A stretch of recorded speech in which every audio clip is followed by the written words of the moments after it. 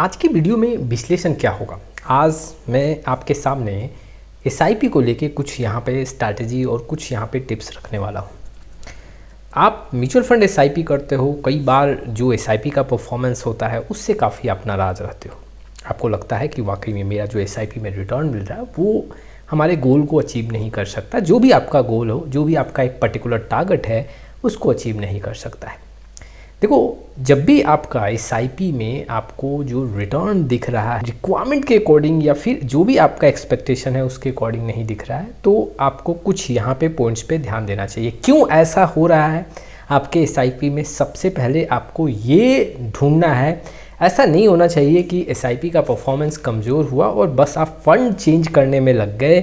उसके पीछे क्या रीज़न है, सबसे पहले अपने पोर्टफोलियो में इस पॉइंट को आपको समझना पड़ेगा। कई बार ऐसा भी होता है कि इन्वेस्टर गलती क्या करते हैं कि एक पर्टिकुलर म्यूचुअल फंड में एसआईपी स्टार्ट करें। ऑन द एवरेज वो पर्टिकुलर म्यूचुअल फंड 16 से 17% का एनुअल रिटर्न दे सकता है। मैं XIRR की बात कर रहा हूँ, लेकिन इन्वेस्टर का एक्सपेक्टेशन काफ़ी हाई होता है। तो ऐसे स्थिति में एसआईपी का परफॉर्मेंस वहाँ पे आपको डाउन ही देखने को मिलेगा और आपके एक्सपेक्टेशन से कम आंकड़ा ही देखने को मिलेगा।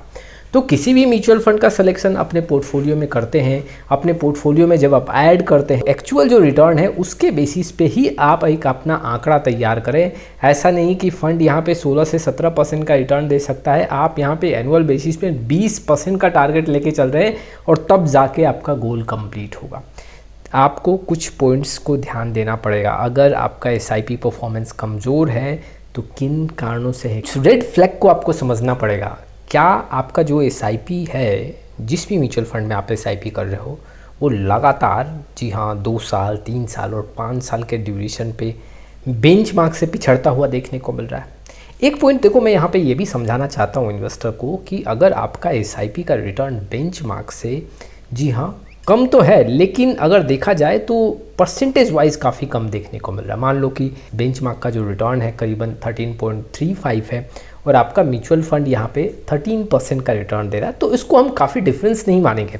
लेकिन लगातार 2 साल 3 साल 5 साल के ड्यूरेशन में जो आपका म्यूचुअल फंड है उसका परफॉर्मेंस बेंचमार्क से काफ़ी नीचे है, 3% के ऊपर है, 4% के ऊपर है, तो ये एक रेड फ्लैग है। यहाँ पे आपको समझना पड़ेगा कि वाकई में आपका जो म्यूचुअल फंड है वो अंडर परफॉर्म कर रहा है, उसका परफॉर्मेंस कुछ खास नहीं है। दूसरे पॉइंट की बात करें, देखो, फंड मैनेजर, कई बार आपके पोर्टफोलियो में कई ऐसे फंड हैं जिनके चेंज होते रहते हैं। कई बार आपने सुना होगा कि एक्सिस के पर्टिकुलर म्यूचुअल फंड या कोटक के इस म्यूचुअल फंड या HDFC के इस म्यूचुअल फंड में फ़ंड मैनेजर चेंज हुए। देखो, अगर किसी भी फंड का फंड मैनेजर यहाँ पे चेंज हो रहा है तो आपको ट्रैक करना है। ऐसा हो सकता है कि फ़ंड मैनेजर चेंज होने से जो स्ट्रैटेजी है, जो एक स्टाइल है इन्वेस्टमेंट का, वो भी चेंज हो और वो वहाँ पे सूटेबल ना हो। फंड मैनेजर चेंज हो रहा है, आपको 6 महीने ट्रैक करना है।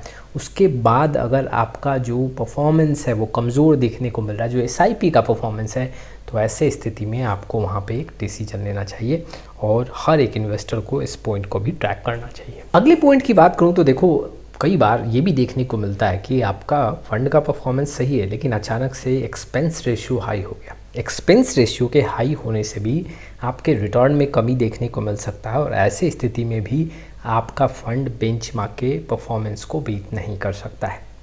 कई बार आपने सुना होगा कि किसी म्यूचुअल फंड का TR चेंज हो गया, तो ऐसे स्थिति में एक्सपेंस रेशियो बढ़ रहा है, तो एक्सपेंस रेशियो बढ़ने से आपके रिटर्न में कमी देखने को मिल सकता है और उसका इफ़ेक्ट आपका यहाँ पे एसआईपी के रिटर्न में देखने को मिलेगा। अगर किसी म्यूचुअल फंड का एक्सपेंस रेशियो बढ़ रहा है और लगातार वो म्यूचुअल फंड बेंचमार्क से काफ़ी बड़ा डिफरेंस बना रहा है ऊपर की ओर, तो हम वैसे म्यूचुअल फंड को कंसीडर कर सकते हैं। लेकिन एक्सपेंस रेशियो बढ़ने से आपके म्यूचुअल फंड में एसआईपी का रिटर्न यहाँ पे कम होता हुआ देखने को मिल रहा है और वो भी डिफरेंस काफ़ी ज़्यादा नीचे में देखने को मिल रहा है, तो वैसे स्थिति में भी आपको यहाँ पे अपने फंड के अगेंस्ट कुछ यहाँ पे स्ट्रैटेजी बनाना पड़ेगा, एक डिसीजन लेना पड़ेगा।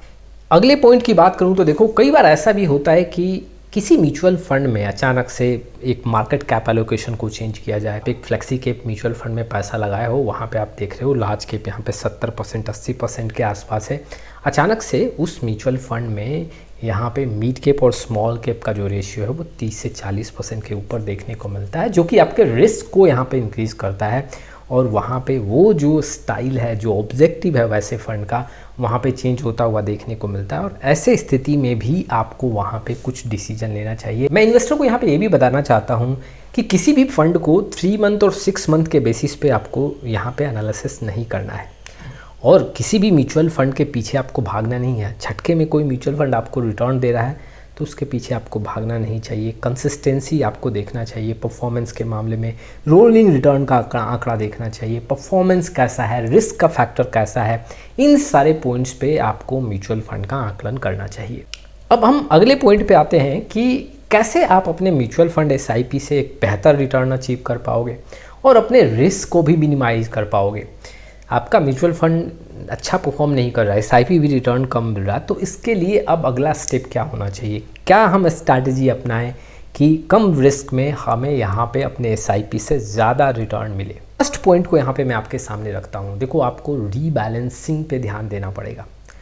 आप मान लो कि स्मॉल कैप म्यूचुअल फंड में यहाँ पे पैसा लगाए हो, आप सोच रहे हो कि स्मॉल कैप स्टॉक्स में या स्मॉल कैप एलोकेशन में पैसा ज़्यादा लग रहा है, मेरा रिटर्न भी हाई होना चाहिए, लेकिन 6 महीने बाद, 1 साल बाद आपने क्या देखा कि लार्ज कैप का एलोकेशन ज़्यादा हो गया, स्मॉल कैप का एलोकेशन उस फंड में कम हो गया।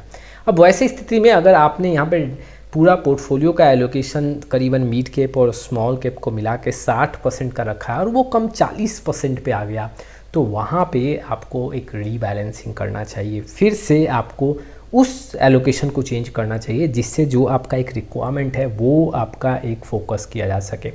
अब हर 6 मंथ पे या हर साल आप रीबैलेंसिंग कर सकते हैं। इससे आपका पोर्टफोलियो में रिटर्न का आंकड़ा फिर से चेंज होता हुआ देखने को मिलेगा, आंकड़े मजबूत होते हुए देखने को मिलेंगे। लेकिन देखो, मैं ये सिर्फ एग्जांपल दे रहा हूँ। अगर आपको लार्ज कैप का एलोकेशन आपका ज़्यादा होना चाहिए तो उसके अकॉर्डिंग आप चेंज कर सकते हो।